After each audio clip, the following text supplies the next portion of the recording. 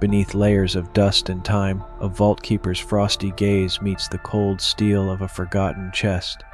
Inside, more than mere documents, a life's final, silent testament. Each brittle page, a whisper from the past. We unseal this dossier, where deadly secrets have lain dormant for decades. What forgotten truth, preserved in ink and shadows, now demands to be heard, its chilling narrative finely pieced together from the archival depths. Time, like an arctic frost, encases the unresolved. Beneath layers of accumulated years, forgotten narratives lie dormant, their truths suspended in a chilling stasis. We are the thaw. At Frozen Dossier, we delve into these icy depths, seeking the echoes of voices long silenced, the outlines of faces faded from memory. Our journey is one of meticulous excavation, sifting through the frost of forgotten evidence, unearthing secrets sealed away in the cold archives of the past. For within every cold case, within every sealed dossier, lies a story demanding to be told, a truth yearning for the light. This is not just about solving mysteries, it's about restoring a semblance of order to a fractured past, and honoring the lives that were unjustly curtailed. The vault of the forgotten is about to be opened. Our focus tonight, the case of Elara Vance, a brilliant young astronomer whose gaze was fixed on the cosmos, tragically cut short in the autumn of 1978. Elara wasn't just an academic, she was a dreamer, her spirit as expansive as the night sky she so diligently charted.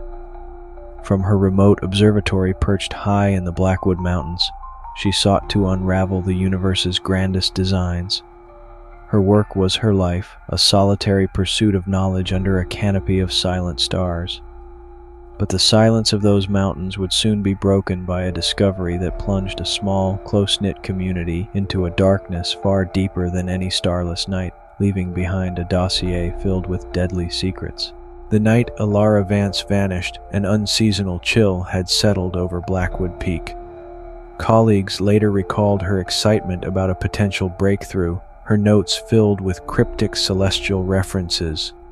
The observatory, usually a beacon of faint light against the dark mountain, was reported silent, its dome uncharacteristically still. No distress calls were made, no signs of struggle immediately apparent to the first person who checked, a concerned groundskeeper the next morning. It was as if she had simply evaporated into the thin mountain air, leaving behind only her complex equations, her star charts, and an unnerving, palpable sense of dread that the vast, indifferent universe she studied had somehow turned malevolent, or perhaps a far more terrestrial threat had found her. Days later, the search for Elara Vance reached its devastating conclusion. Her body was discovered miles from the observatory, concealed in a dense, unfrequented thicket of the surrounding national forest. The serene beauty of the wilderness became a grim tableau, the vibrant autumn leaves a stark contrast to the violence that had occurred. The official cause of death was homicide, but the specifics were brutal, speaking of a personal, targeted rage. The community, already on edge, was shattered. The stars Elara loved seemed to offer no comfort, no answers, only a cold, distant witness to an earthly horror. The investigation had begun, but the killer and the motive remained as elusive as a phantom. In the immediate aftermath, a pall of fear descended upon the town of Havenwood, nestled at the foot of the Blackwood Mountains. Doors were locked earlier, whispers replaced conversations, and the observatory, once a symbol of intellectual curiosity, became a monument to a terrifying mystery. Elara, the quiet stargazer, was suddenly the subject of intense, often morbid speculation. Was it a stranger, a phantom assailant who had stalked the lonely mountain roads? Or was the perpetrator someone known, someone who had walked among them, sharing pleasantries while harboring a deadly secret? The questions hung heavy in the air, unanswered, as the initial shockwave of the crime gave way to a gnawing, persistent unease. Leading the investigation was Detective Miles Corbin, a veteran lawman burdened by the weight of this unprecedented brutality in his usually tranquil jurisdiction. Corbin was a man of methodical persistence, his office quickly becoming a chaotic landscape of maps, witness statements, and crime scene photographs. He understood that the first 48 hours were critical. Yet the remote location and the lack of immediate witnesses presented formidable challenges. Every rustle of paper, every late-night phone call carried the potential for a breakthrough or another crushing dead end. The pressure was immense, not just from his superiors, but from the frightened community looking to him for answers, for justice for Elara. The observatory itself became the primary focus of the initial sweep. Forensic teams, working with the tools available in the late 70s, meticulously combed Elara's workspace, her living quarters, every inch of the structure. They dusted for fingerprints, collected fibers, photographed anything that seemed out of place. Yet the scene was eerily clean, almost sterile, suggesting a perpetrator who was either incredibly careful or incredibly lucky. Or perhaps the crucial clues were simply beyond the technological grasp of the era, hidden in plain sight, waiting for a future unraveling. The silence of the dome, which once housed Elara's ambitious explorations of the cosmos, now echoed with unanswered questions of her final moments. Among Elara's personal effects, a small leather-bound journal was found. Most entries detailed astronomical observations, complex calculations, and reflections on scientific theories. However, tucked within the final pages was a hastily scrawled cryptic note. Cygnus calls, but the hunter is near. He watches from the shadows. Investigators at the time dismissed it as perhaps part of a new theory or an abstract thought. Could it have been a veiled warning, a premonition? Cygnus, the Swan constellation, and Orion, the hunter, are prominent in the autumn sky. But was Elara referring to celestial bodies or something far more terrestrial and sinister? This enigmatic phrase would become a central puzzle piece in her dossier. Detective Corbin and his team began the arduous process of interviewing Elara's colleagues, fellow researchers, university staff, and her sparse, distant family. Each conversation was a delicate dance, probing for information without revealing too much of what little they knew. Some spoke of Elara's intense dedication, her occasional reclusiveness. Others hinted at professional jealousies within the competitive academic sphere, or a recent unusual preoccupation Elara had seemed to develop. Contradictions emerged in timelines, in descriptions of her mood in the days leading up to her disappearance. The human element, with its flawed memories and hidden agendas, was proving as complex as any astronomical equation she had tackled. As days turned into weeks with no arrests, the town of Havenwood became a breeding ground for rumor and speculation. The lack of concrete information fueled a wild tapestry of theories, from occult rituals on the mountain to a jealous lover, or even a connection to shadowy government agencies, given the sensitive nature some incorrectly attributed to astronomical research. The local diner, the barber shop, the town square, all buzzed with hushed, fearful conjecture. This cacophony of amateur sleuthing, while born of genuine concern and fear, only served to muddy the waters for Corbin's team, creating a fog of misinformation that threatened to obscure any genuine leads that might surface. One promising lead emerged when a witness reported seeing an unfamiliar vehicle speeding away from the Blackwood Mountain access road around the presumed time of Elara's disappearance. The description was vague, a dark-colored sedan, possibly a Ford or Chevrolet model from the early 70s.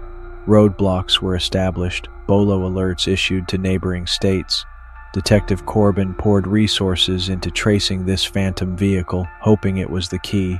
But the vast network of roads, the anonymity of such a common car, and the passage of critical hours meant the trail grew cold with infuriating speed. It was a flicker of hope, quickly extinguished, adding to the mounting frustration. The pressure on Detective Corbin and the Havenwood Police Department intensified daily. Town officials demanded answers, the local press grew more critical with each passing day, and Elara's few remaining relatives pleaded for justice. The case files swelled, yet the core mystery remained stubbornly opaque.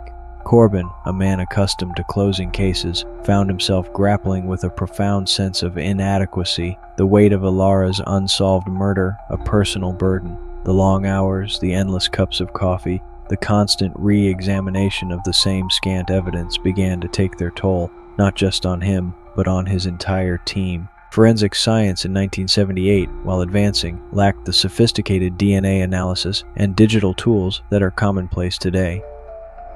Trace evidence, microscopic fibers, or minute biological samples that might now crack a case wide open were often overlooked or couldn't be effectively analyzed. Fingerprints were only useful if a suspect was already in the system. The absence of a clear motive, a weapon, or definitive eyewitness testimony meant investigators were working with one hand tied behind their back. They did their utmost with the knowledge and technology of their time, but the secrets Elara's killer left behind were too deeply embedded, too subtly woven into the fabric of the crime scene for contemporary methods to fully extract. Frustration became a constant companion to the original investigative team. Leads dried up, potential suspects were cleared, and the cryptic note from Elara's journal offered no easy interpretation. The vastness of the Blackwood Mountains seemed to swallow any secrets whole, protecting the perpetrator. There's a particular kind of exhaustion that sets in when every avenue explored leads to a dead end, when every theory constructed crumbles under scrutiny. For Detective Corbin and his officers, the Elara Vance case was becoming that kind of puzzle, one with too many missing pieces, its solution tantalizingly out of reach, slowly, inexorably, beginning its long slide into the cold. Eventually, with no new leads emerging and other pressing cases demanding attention, the active investigation into Elara Vance's murder began to wind down. Her case file, thick with reports, photographs, and unanswered questions, was meticulously boxed, labeled, and consigned to the archives. It wasn't a formal closure, but a reluctant acknowledgement of a stalemate. The term cold case hadn't yet entered common parlance with the same weight it carries today, but the chill was palpable. Elara's story, once a screaming headline, began its slow fade into the quiet, dusty realm of the unsolved, its deadly secrets sealed within cardboard and regret. Years turned into decades. The Blackwood Mountains stood silent, their seasons changing, indifferent to the unresolved tragedy they had witnessed. Elara Vance's case file lay dormant, buried deeper and deeper under newer, more urgent investigations. Dust gathered not just on the box, but on the memories of those who knew her, those who investigated. The frost of time thickened, encasing the truth. It is in such frozen states that many stories are lost, their potential for resolution diminishing with each passing year. But sometimes an old file, a forgotten name, waits patiently for a new gaze, a new approach, a thaw that might finally reveal what has been so long concealed. For Elara's family, if any remained closely connected, the passage of time offered no solace, only a dull, persistent ache. Anniversaries would pass, marked perhaps by a quiet moment of remembrance, a silent question sent up to the stars Elara once charted. Hope, once a burning ember, would have faded to a fragile, almost extinguished glow. The lack of justice, the absence of answers, leaves a unique and enduring wound on those left behind. They live with the ghosts of what-ifs and the torment of the unknown. Elara's story, for them, was not a cold case file. It was a life stolen, a future erased, a perpetual silent scream into the void. The town of Havenwood, too, had largely moved on, as communities must. New residents arrived, unaware of the dark chapter in the town's past. The observatory on Blackwood Peak might have fallen into disrepair, or perhaps been repurposed, its tragic history a footnote few recalled.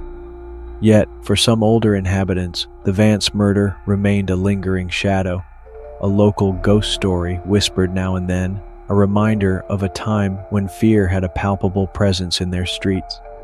Such deep wounds on the collective psyche of a small town never fully heal.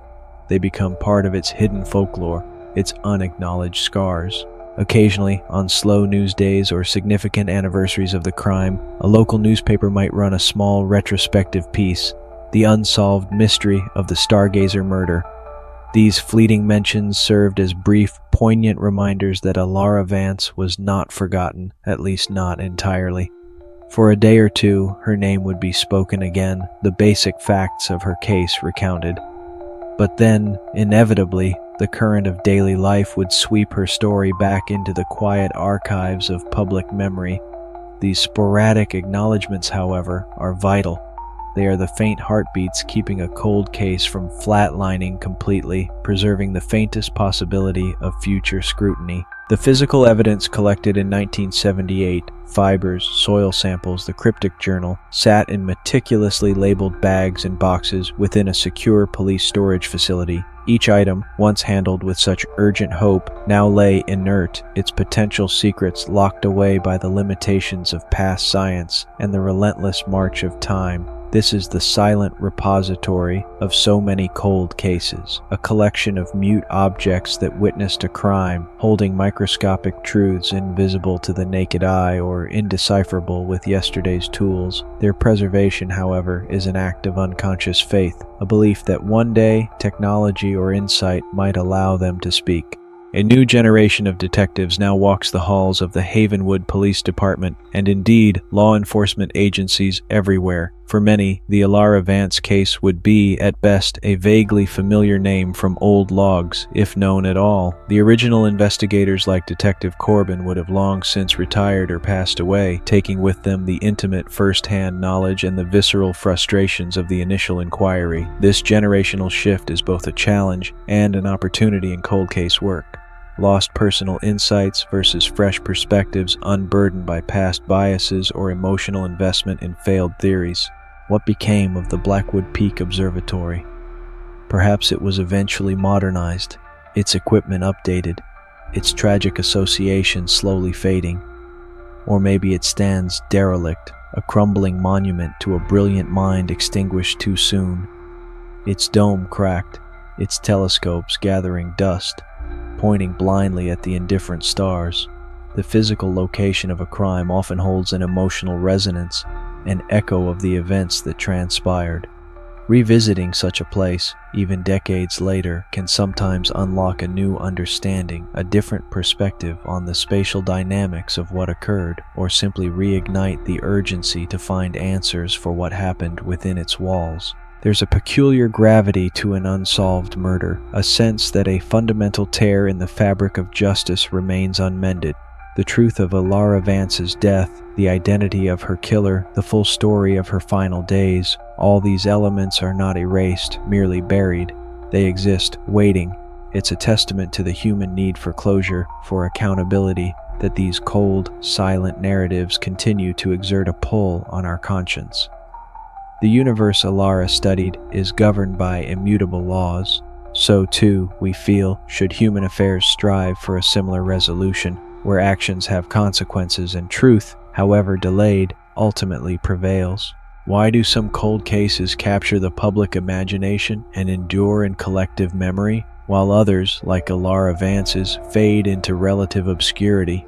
Is it the nature of the victim, the perceived randomness or brutality of the crime, or simply the lack of relentless media focus or a determined advocate?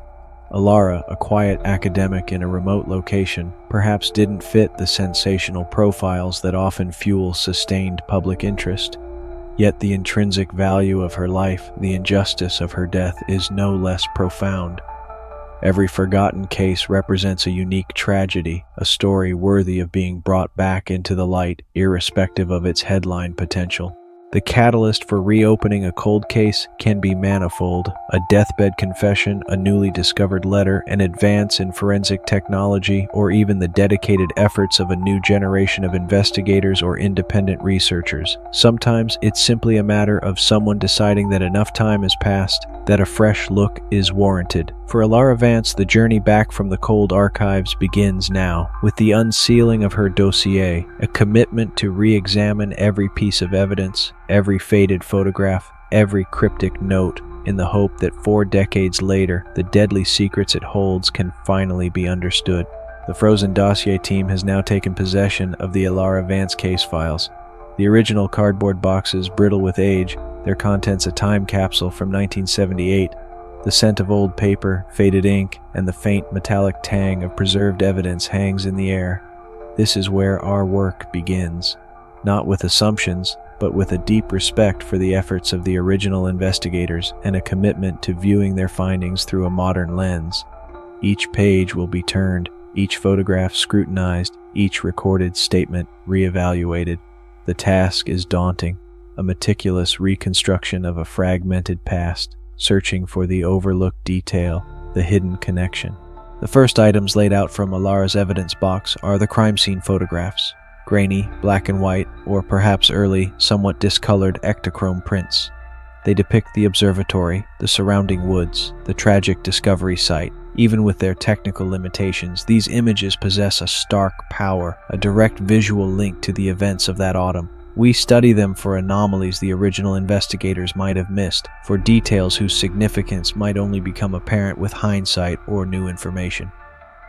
The arrangement of objects, the subtle disturbances in the environment, every pixel holds potential meaning in this silent, visual testimony. And then there is the journal, and its cryptic final entry. Cygnus calls, but the hunter is near. He watches from the shadows. In 1978, this was perhaps interpreted as astronomical metaphor or poetic fancy, but with 4 decades of astronomical advancement, particularly in understanding phenomena like Cygnus X1, a black hole candidate that was a hot topic then, could there be another layer? Was Cygnus a code for a project, a discovery? And who or what was the hunter? We will delve into Elara's specific research interests at the time, consulting with modern astronomers to see if this celestial language might mask a terrestrial secret. Re-interviewing individuals connected to a decades-old case is a delicate process. Memories fade, perspectives shift, and some key players may no longer be with us. We seek out any surviving colleagues of Elara, former law enforcement officers involved in the initial inquiry, or even Havenwood residents who recall that time. We approach these conversations not as interrogations, but as attempts to recover lost context, to capture nuances that were never committed to paper.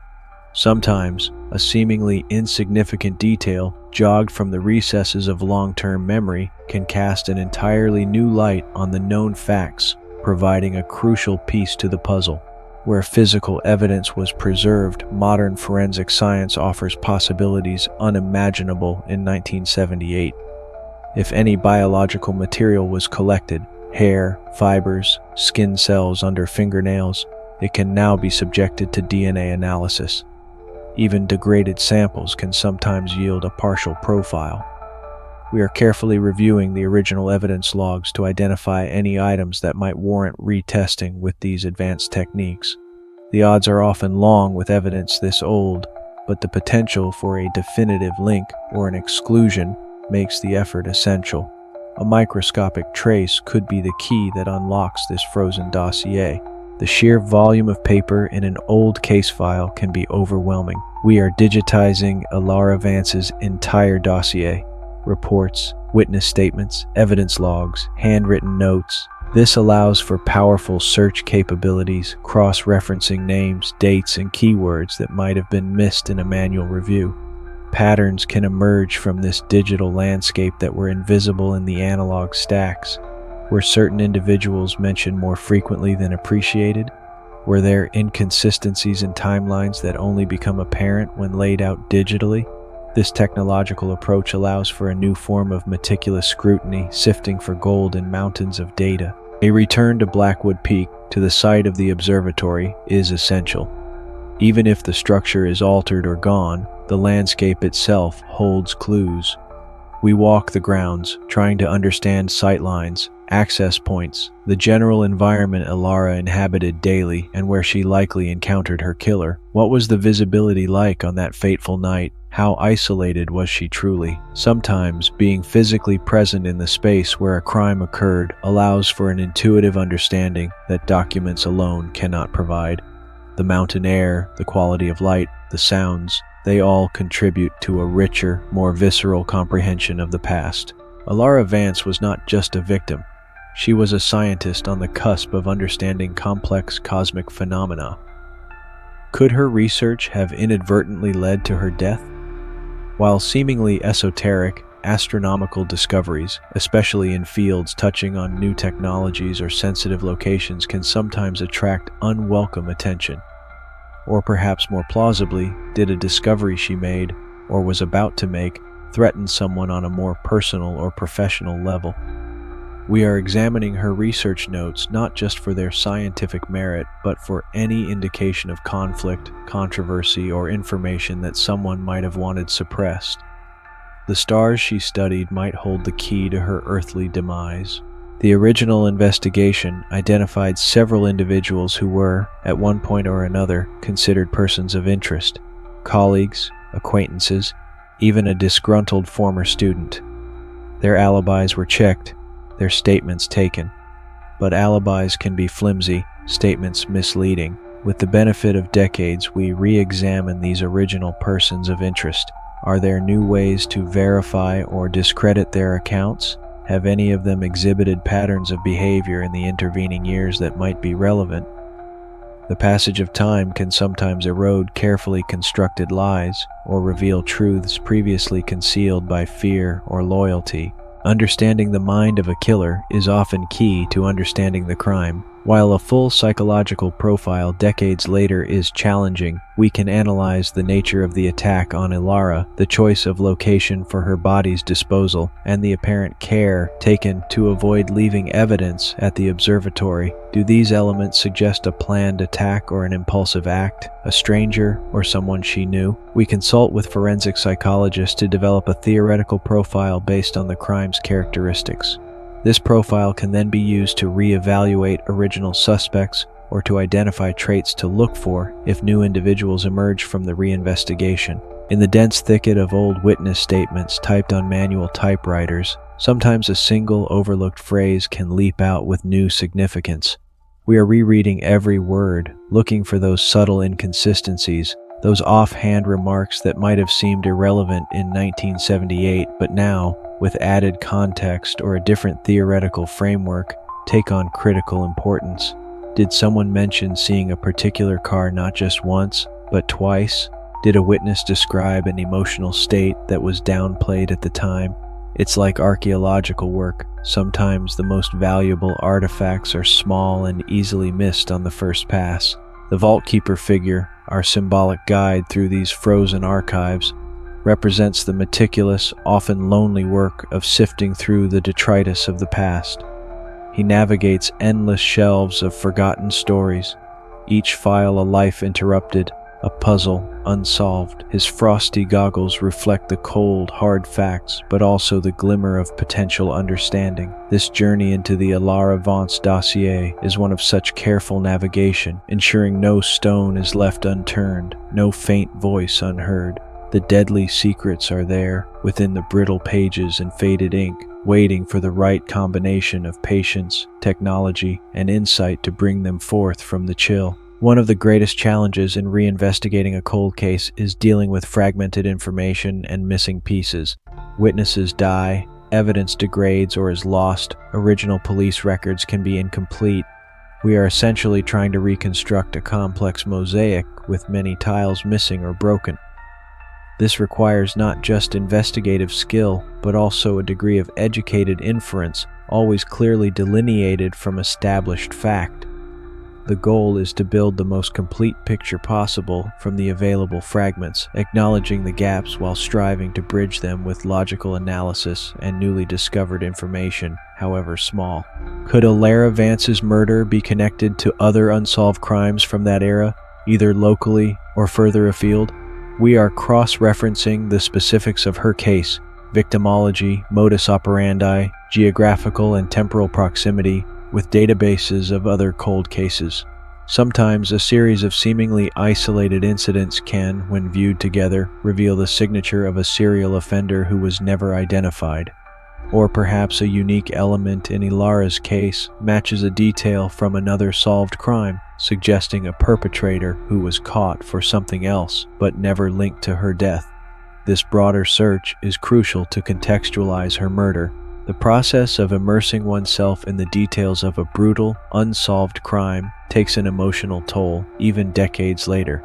Reading autopsy reports, looking at crime scene photos, empathizing with the victim's final moments, it's a heavy burden. For our team, Elara Vance becomes more than a name on a file. She becomes a real person whose life demands justice, whose story needs to be told fully and truthfully. This emotional connection, while challenging, also fuels the determination to persevere, to push through the frustrations and dead ends, driven by the profound responsibility of speaking for those who can no longer speak for themselves. A potential breakthrough. The cryptic note, Cygnus calls, but the hunter is near, when re-examined alongside Elara's recently digitized academic correspondence from that period, takes on a startling new meaning. We found letters referencing a clandestine project proposal codenamed Cygnus, aimed at securing funding for a new type of radio telescope array, and the hunter, a rival research group led by a notoriously aggressive academic, Dr. Alistair Finch, who was known for his predatory tactics in securing grants and poaching research. He had a history of conflict with Elara's mentor. Suddenly, the celestial metaphor appears to be a very terrestrial warning. Dr. Alistair Finch, a name that appears only peripherally in the original police files, dismissed as a professional rival with no apparent direct connection to Havenwood. But Elara's private notes suggest she perceived him as a significant threat to her work, perhaps even to her personally, if she believed he was trying to sabotage her Cygnus proposal. This wasn't just academic competition. Elara's correspondence hints at Finch employing underhanded methods, possibly even trying to discredit her. This new context transforms Finch from a distant figure into a potentially significant, previously unvetted person of interest. The hunter may have had a name. Our investigation now pivots to intensively researching Dr. Alistair Finch. What was his career trajectory after 1978? Where was he on the dates surrounding Elara's disappearance and murder? Did he have any known associates or travel records that might place him in or near Havenwood? We delve into university archives, public records, and seek out former colleagues or students of Finch, if any are willing to speak. Unearthing someone's past, especially when they may have actively tried to obscure parts of it, is painstaking work, a careful excavation of a life lived, looking for inconsistencies, hidden connections, or corroborating evidence for Elara's fears. The deeper we dig into Alistair Finch's history, the more unsettling details emerge. A pattern of aggressive professional conduct, accusations of plagiarism that were quietly settled, and, crucially, a sabbatical he took in the autumn of 1978 for which his stated whereabouts, a research trip to South America, are proving difficult to substantiate. Airline manifests from the era are incomplete, and his supposed collaborators from that trip offer vague or contradictory recollections. The meticulously crafted alibi, unquestioned for decades, begins to show cracks under fresh scrutiny. The hunter might not have been as far away as he claimed. There's a palpable shift in the investigation now, a sense that we are no longer just sifting through cold ashes, but are on the trail of something tangible. The possibility that Elara's cryptic warning was not metaphor, but a literal identification of her tormentor is electrifying. It doesn't mean the case is solved, far from it. Proving Finch's involvement after so many years will be an immense challenge. But for the first time since this dossier was unsealed, a coherent narrative of motive and opportunity is beginning to form, a path lighting up in the darkness that has shrouded Elara Vance's final days for over 4 decades. If Dr. Alistair Finch was indeed the hunter, what was his ultimate motive? Was it purely professional jealousy, a ruthless desire to eliminate a competitor for funding and prestige represented by Elara's Cygnus project? Or did Elara perhaps uncover something more damaging about Finch, something related to his past misconduct that he couldn't afford to have exposed? The violence of her death suggests a personal rage, not just a cold, calculated removal of an obstacle. The deadly secret in this dossier might be intertwined with Finch's ambition and a desperate need to protect his reputation, whatever the cost. The challenge now is formidable. How do you build a prosecutable case nearly half a century later? Dr. Finch, if still alive, would be elderly. Direct physical evidence linking him to the remote crime scene is likely non-existent or degraded beyond use, unless a miraculous DNA hit surfaces from retested material.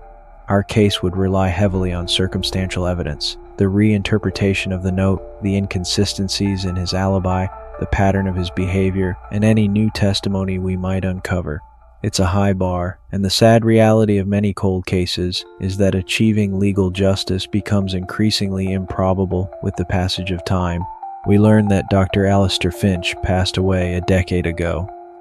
There will be no confrontation, no day in court for him. This is a common outcome in cold cases. The prime suspect outlives the reach of justice. However, this does not mean the investigation is without purpose. Uncovering the truth, even if it cannot lead to a conviction, provides a form of resolution.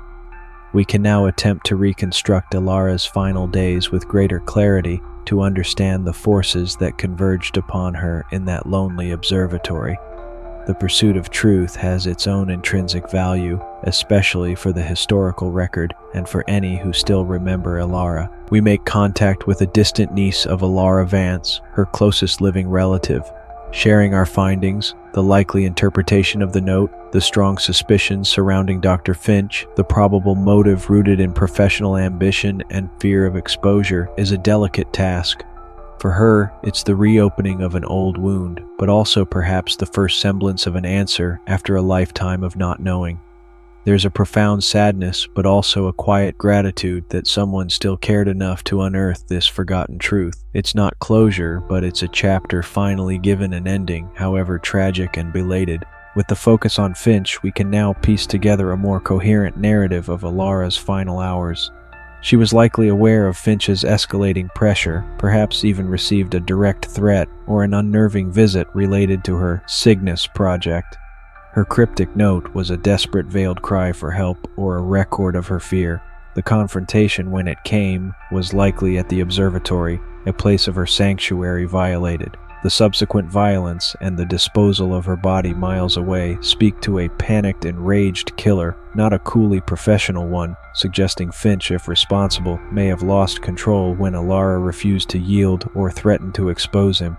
The deadly secret within Elara Vance's sealed dossier was not some grand conspiracy, but a tragically common human failing. Unchecked ambition, professional jealousy, and the desperate actions of a man afraid of exposure. Elara, brilliant and dedicated, stood in the way of Finch's desires, and her knowledge of his unethical methods likely made her a direct threat. Her murder was an attempt to silence her, to protect a fragile ego and a potentially compromised career. The cosmos she studied are vast and indifferent, but human motivations, even the darkest ones, are often depressingly familiar and small-scale, yet capable of inflicting immense, irreparable harm. While legal justice for Elara Vance may be beyond reach, the unearthing of this probable truth offers a different kind of resolution. The narrative is no longer a complete unknown. We can now say with a degree of confidence what likely happened and why. Her name is cleared of any insinuation that she was involved in something untoward herself. Her fears, expressed in that cryptic note, are validated. This is the power of persistent investigation, to reclaim stories from the abyss of the unsolved, to provide answers, even if they are imperfect and arrive decades too late. The dossier is no longer entirely sealed. Its core secret is now exposed. The role of the archivist, the vault keeper of these frozen histories, is not merely to store, but to preserve the potential for future understanding. Each file, each piece of evidence, is held in trust, waiting for the moment when new eyes, new technologies, or new societal will can bring its contents into the light. Elara Vance's story, dormant for so long, has been reawakened because the record was kept, because the possibility of truth was never entirely extinguished. This meticulous preservation is an unsung but vital component of the long arc of justice and remembrance. Unearthing a forgotten truth, like Elara Vance's story, has a ripple effect. It reminds us of the fragility of life and the darkness that can lurk beneath ambition. It honors the victim by telling their story as fully as possible. It may offer some solace, however small, to those who remember them, and it serves as a testament to the enduring human desire for answers, for accountability, even across generations. Each cold case revisited is an affirmation that no victim is truly forgotten as long as someone is willing to seek the truth of their fate. The silence is broken, and understanding at last begins to dawn. The case of Elara Vance may not conclude with handcuffs and a courtroom drama, a resolution so often sought in tales of crime. Yet, to dismiss this as failure is to misunderstand the profound importance of historical truth. We now know her hunter. We understand the deadly secret that likely led to her demise. This knowledge, wrested from decades of silence, is itself a form of justice, a justice of memory, of record, of finally allowing Elara's true story and the probable identity of her killer to be known. The frost has receded, revealing a clearer, albeit tragic, landscape.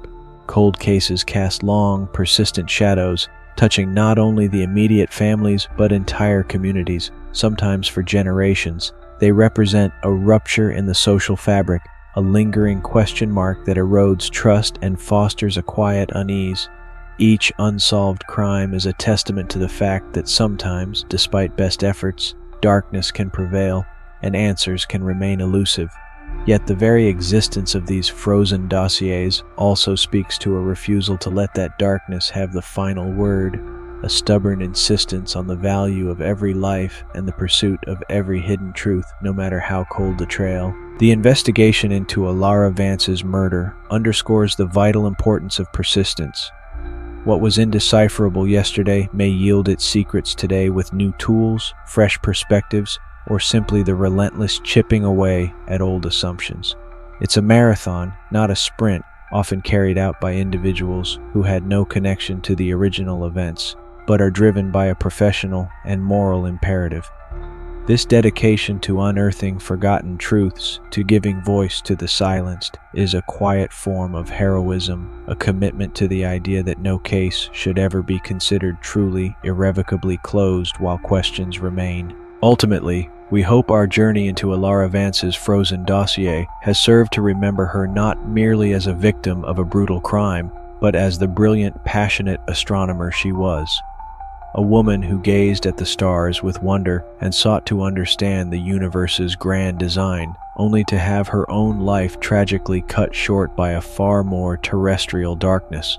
Her contributions, her dreams, her potential, these are the true essence of her story, a life that mattered, a life that deserves to be recalled with clarity, respect, and a full understanding of the injustice she suffered. May her spirit, like the constellation she charted, find its own enduring place in memory. At Frozen Dossier, our mission remains constant, to meticulously unseal these cold chronicles, to re-examine the evidence with fresh eyes and modern tools, and to pursue the echoes of truth, however faint they may have become.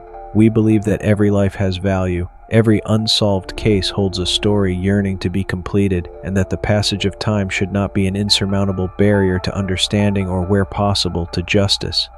The deadly secrets locked away in these forgotten files demand a reckoning, and we are committed to that pursuit, one case, one unearthed truth at a time. Forgotten truths, like dormant seeds, lie waiting beneath the frost of years. They await the thaw of inquiry, the light of renewed attention. The story of Elara Vance is one such truth, brought forth from the cold.